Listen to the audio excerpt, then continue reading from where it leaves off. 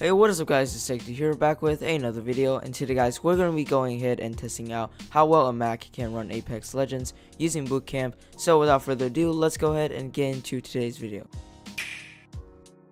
So starting off, let's list the specs of this iMac that I will be using to test out Apex Legends. The iMac is a base model 2013 iMac, which does mean that most of the modern Macs, especially those with dedicated GPUs, will significantly run Apex Legends better than what will be shown in this video. So starting off with the CPU, this is an Intel Core i5 4560R running at 2.7 GHz.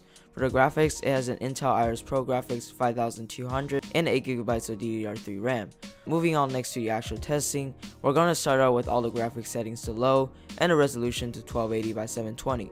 Also, for testing purposes, I am not going to screen record the gameplay, but instead record it from my camera so that the screen recording does not cut down on my performance. So starting off while on a plane that is overlooking the island, I'm only getting around 22 to 27 FPS, and looking around is very choppy. When I jump down, the frame rate does get a little better, but still remains around 25 to 27 FPS.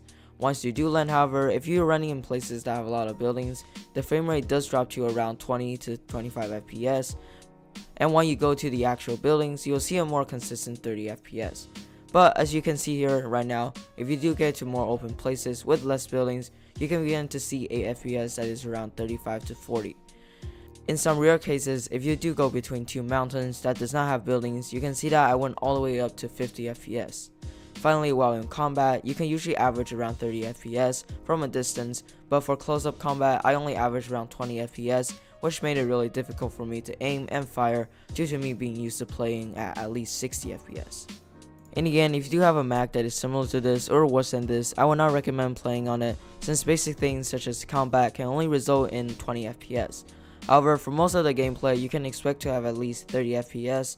If you have a newer Mac, however, I've seen people play on them with at least 60 FPS with relatively good graphics settings. So in conclusion, if you do have a Mac like mine or otherwise similar, don't expect good performance and frame rate, but anything newer than this, especially those with a dedicated GPU, can probably reach at least 60 FPS. Anyways guys, thank you so much for watching today's video. If you enjoyed this, make sure to leave a like. I do try to make a video every single week, so make sure to subscribe for more tech videos just like this, and I'll see you guys all in the next video.